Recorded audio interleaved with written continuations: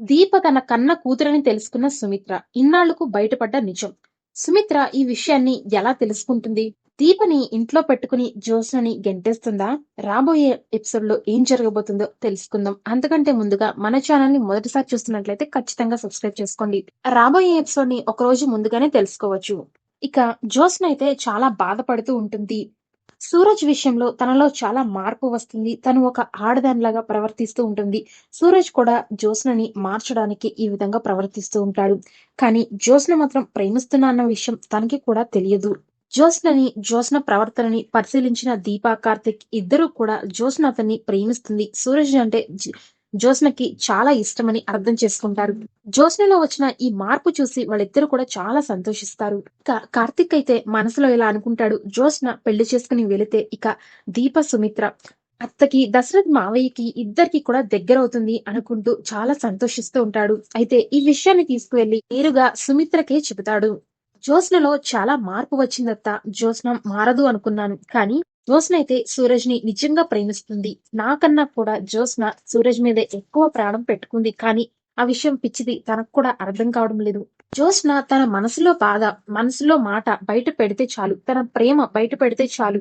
ఒక్కసారి జ్యోత్స్న తన మనసులో మాట బయట పెట్టిందంటే చాలు, తన పెళ్లి మనకి సిద్ధం చేసుకోవచ్చు.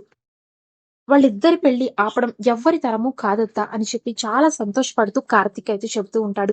ఇక సుమిత్ర కూడా, ఇంత శుభవార్త చెప్పావరా, నీ నోట్లో ముందు స్వీట్ పెట్టాలి అని చెప్పి సుమిత్ర కూడా చాలా సంతోషపడుతూ ఆనందపడుతూ ఉంటుంది. నాకు ముందే తెలుసు అలా ప్రేమిస్తున్నాడో, సూరజ్ జ్యోత్స్నని ఎంతలా ప్రేమిస్తున్నాడో నాకు ముందే తెలుసు. అలాంటి వ్యక్తి దొరకడం నిజంగా జ్యోత్స్న చేసుకున్న అదృష్టం అని చెప్పొచ్చు. దీని మొండి ప్రవర్తనతో అంత మంచి వ్యక్తిని ఎక్కడ దూరం చేసుకుంటుందో అని ఇన్ని రోజులు కూడా భయపడ్డాను. కానీ నువ్వు చెప్పిన ఈ గుడ్ న్యూస్ వింటే నాకు నిజంగా చాలా సంతోషంగా ఉంది. కా కార్తీక్ అయితే ఇలా అంటాడు, అంతా బానే ఉంది కానీ అత్త, జ్యోత్స్నకి మాత్రం మనసులో మాట బయట పెట్టడం లేదు. తను మనసులో మాట బయట పెట్టకపోతే మనం ఎలా పెళ్లి చేస్తాం? సూరజ్ మాత్రం ఎన్నాళ్ళు వెయిట్ చేస్తాడు? దానికి కూడా ఒక లిమిట్ అనేది ఉండాలి కదా. కానీ జ్యోత్స్న మనసులో మాట ఎలాగైనా మనమే బయట పెట్టించాలి. అప్పుడే మనం అనుకున్నది జరుగుతుంది. ఏం చేయాలో అర్థం కావడం లేదత్త అని చెప్పి కార్తీక్ అంటూ ఉంటాడు. ఇంతలో సుమిత్ర, అది నాకు వదిలేరా, జ్యోత్స్నతో మాట్లాడి ప్రయత్నిస్తాను, తన మనసులో ఉన్న మాటని బయట పెట్టిస్తాను, లేదంటే అత్తయ్యతోనైనా నేను ప్రయత్నం చేస్తాను. చివరికి కాలేదు అంటే తన డైరీలో ఎక్కడ ఒక చోట సూరజ్ గురించి మంచిగా రాసే ఉంటుంది. ఖచ్చితంగా దాని ఆధారాలను బట్టైనా సరే నేను జ్యోత్స్న మనసులో ఉన్న మాటని బయట పెట్టిస్తాను అని చెప్పి సుమిత్ర అంటూ ఉంటుంది. కార్తీక్ అయితే, సరే అత్త, నువ్వైతే ఆ పనిలో ఉండు, నాకు పనుంది అని చెప్పి ఇంటికి వెళ్ళిపోతాడు. సుమిత్ర అయితే, ముందు మనం దాని రూమ్ కి వెళ్ళి వెతుకుదాము,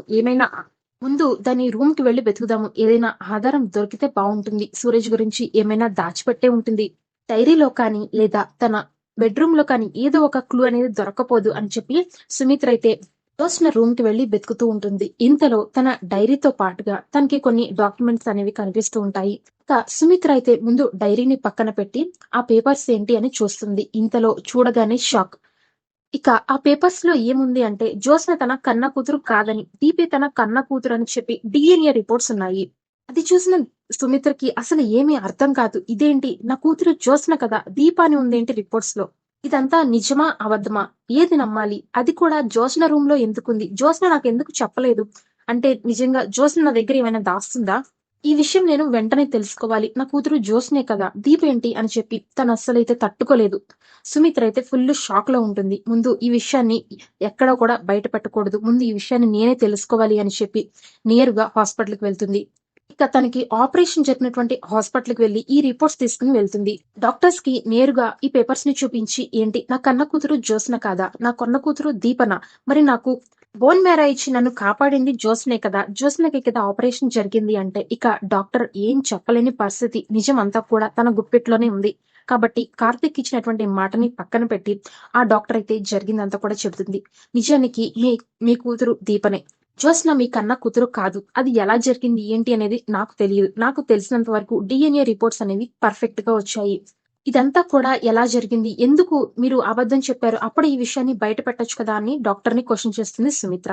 ఇంతలో ఆ డాక్టర్ అయితే, ఇదంతా కూడా కార్తిక్ కి తెలుసు, మీరేం అడగాలనుకున్నా కార్తిక్ ని అడగండి, కానీ మీకు బోన్ మేరే డొనేట్ చేసింది దీపనే, మీ కన్న కూతురు దీపనే, జ్యోత్స్న కాదు అని చెప్పేస్తుంది డాక్టర్. ఇక షాక్ లో ఉన్నటువంటి సుమిత్ర నేరుగా నేరుగా ఇంటికి వెళ్ళిపోతుంది. ఈ నిజాన్ని ఎవరికి చెప్పాలి? వాళ్ళ భర్తకి దశరథ్‌కి చెప్పాలా? లేదంటే జ్యోత్స్నకి, దీపకి చెప్పాలా? ఈ విషయం దీపకి తెలుసు, జ్యోత్స్నకి తెలుసు. నా దగ్గర ఎందుకు దాచారు? నా కన్న కూతురు దీపనా అని చెప్పి బోరని ఏడుస్తుంది. దీప ఎలా పెరిగావు తల్లి? నీకు ఎంత అన్యాయం జరిగింది? జ్యోత్స్నని నా దగ్గరికి ఎవరు చేర్చారు? నిన్ను నా దగ్గర నుంచి ఎవరు దూరం చేశారు? ఇదేమీ కూడా అర్థం కాక ఇదంతా కూడా కార్తీక్‌కి తెలుసు. ముందు కార్తీక్ ఎక్కడున్నాడో వాడిని పట్టుకొని అడగాలి అని చెప్పి సుమిత్ర అనుకుంటూ ఉంటుంది. ఇక వాళ్ళ ఇంటికైతే వెళ్తుంది సుమిత్ర. కార్తీక్, దీప ఇద్దరూ కూడా బెడ్‌రూమ్ లో కూర్చొని మాట్లాడుకుండడం సుమిత్ర వింటుంది. దీప, నీకు ఇంకా కష్టాలు పోయినట్టే. జ్యోత్స్నలో మార్పు వచ్చింది. ఇక తను పెళ్లి చేసుకుని వెళ్ళిపోతుంది. నువ్వు మీ అమ్మ నాన్నలతో సంతోషంగా ఉండవచ్చు. మా సుమిత్ర అత్తకు కూడా నిజం బయట పెట్టే రోజు త్వరలోనే వస్తుంది. తన ఆరోగ్యం ఇప్పుడిప్పుడే కాస్త మెరుగుపడుతుంది. ఈ జ్యోత్స్నకి పెళ్లి కానివ్వు. తర్వాత నిజమంతా కూడా బయటపడదాము అని చెప్పి అంటూ ఉంటాడు. ఇక సుమిత్రకైతే కన్ఫర్మ్ అయిపోతుంది. దీపే తన కూతురు అని చెప్పి. నేరుగా కార్తీక్ నోటి వెంటే విన్నాడు. నేరుగా కార్తీక్ నోటి వెంటే సుమిత్ర ఉంటుంది. అలాగే డాక్యుమెంట్స్ లో కూడా, రిపోర్ట్స్ లో కూడా అలానే ఉంటుంది. హాస్పిటల్‌కి వెళ్తే డాక్టర్ కూడా అదే చెబుతుంది. ఇక తన కన్న కూతురు దీపని అర్థం చేసుకున్నటువంటి సుమిత్ర వెంటనే కూతురు దగ్గరికి వెళ్లి కౌగిలించుకుంటుంది. దీపనైతే ఏడుస్తూ కౌగిలించుకుంటుంది సుమిత్ర. రాబోయే ఎపిసోడ్ లో ఏం జరగబోతుంది? సుమిత్ర జ్యోత్స్నని మెడపట్టుకుని బయటికి గెంటేస్తుందా? లేదా దీపని తన కన్న కూతురుగా ఇంటికి తీసుకువస్తుందా? ఏమీ తెలియనట్టుగానే ఉంటుందా? ఏం జరగబోతుంది? ఎపిసోడ్ అయితే చాలా క్యూరియాసిటీగా ఉంది. మన ఛానెల్‌ని సబ్స్క్రైబ్ చేసుకొని ఫాలో అవుతుండండి. మనం వీడియో పెట్టగానే మీ అందరికీ కూడా నోటిఫికేషన్స్ వస్తాయి. పక్కనే ఉన్న బెల్ ఐకాన్‌ని క్లిక్ చేయండి. అలాగే మీకు వీడియో నచ్చినట్లయితే తప్పకుండా లైక్ చేయండి.